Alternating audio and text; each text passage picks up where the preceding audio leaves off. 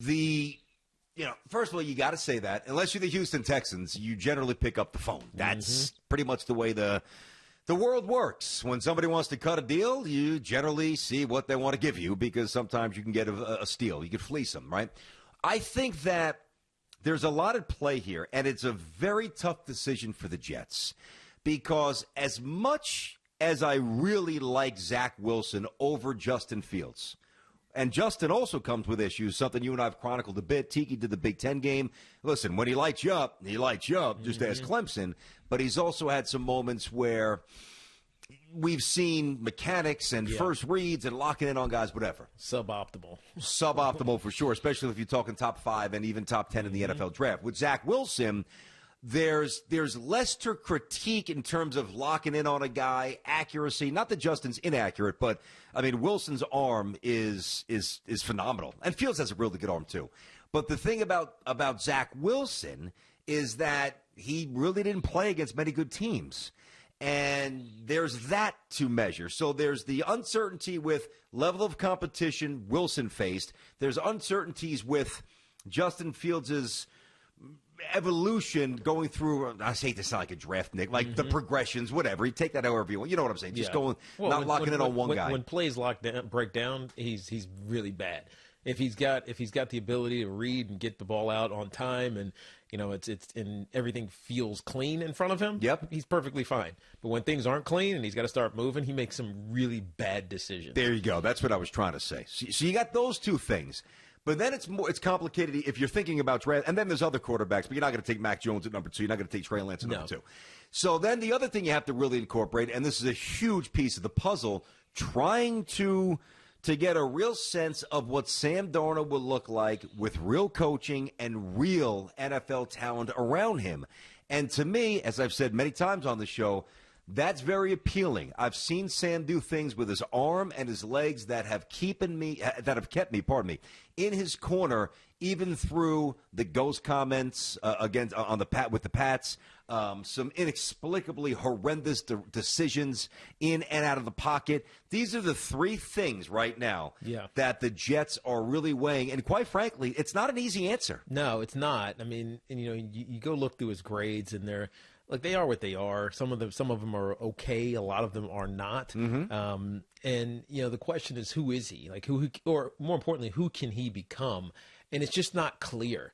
So I think the problem with Sam Darnold, and not that it's a problem because and we used to see this frequently. Team drafts a quarterback or acquires a quarterback, doesn't quite work out, and he goes someplace else and actually turns into a really good player. Rich Gannon is a prime example. We talk about him all the time. He's an MVP after bouncing around for a few teams. But now Ryan Tannehill. Yep, Ryan Tannehill. But nowadays you rarely see it. Ryan Tannehill is the exception. And you see these guys who get drafted to do X, Y, Z and be the franchise. Doesn't work out. They're like relegated to the scrap heap. All right, you're a backup forever. Maybe Sam is the guy who changes that again. Because if you're real, and you think about the circumstances he was in, it was not ideal. I mean, it was the worst in football. You could have put anybody, any great quarterback in that situation, and they weren't going to excel. Yes, Sam still has a ton of work to do. Yep. He's behind a lot of those guys in that regard. And when your head coach is telling you he failed you, and his job was to basically teach you, and he didn't even do it, Adam Gase, you're kind of stuck. So. I don't think the Jets can go wrong here. The problem. Well, the only way they can go wrong is if they let Sam go and they draft the wrong guy at number 2. Yeah, but then you really went wrong. But even if you do that, and then in 2 years you get rid of him. But still, eventually you got to hit, man. But you can't keep drafting guys in the top 3 and failing. But even if you do that, BT, it's like you're at the same spot.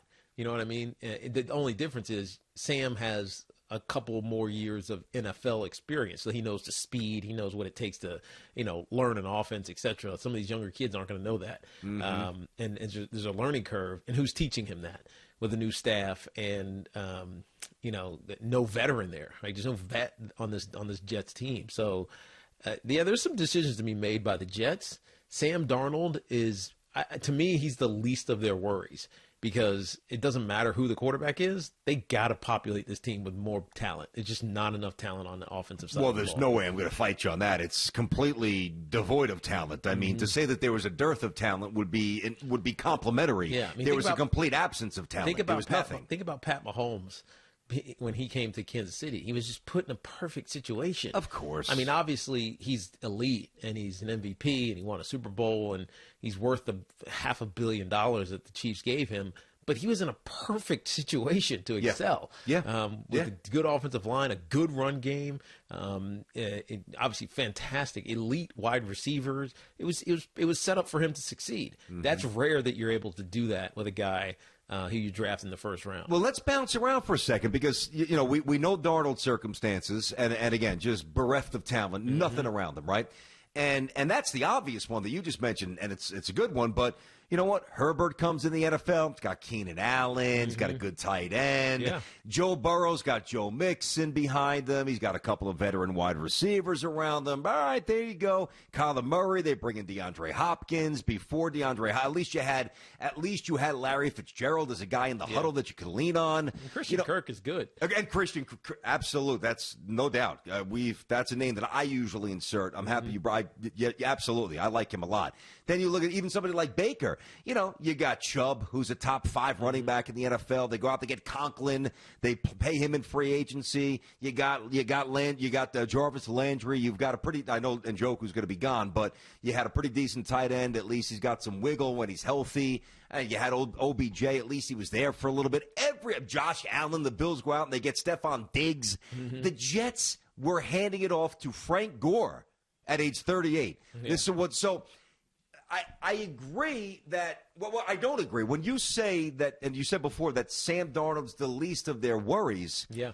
I don't agree with that, but I'm also playing the literal game here. Like I'm playing semantics because if they don't get that big part of the equation right, that becomes the greatest part of their issue. Yeah, but keep go ahead, T. Go ahead. My point is it doesn't matter who you bring in or draft, whether it's keeping Sam Darnold or drafting one of these other kids at number 2 in April. If there's no talent, it doesn't matter who your quarterback is. So I'm saying Sam Darnold's the least of your problems because nobody's winning in this situation. Nobody. And at least if it's a new guy, you have the clock is reset. You have 5 years or 4 years until you have to decide on the 5th-year option. With Sam Darnold, you got to make this decision now.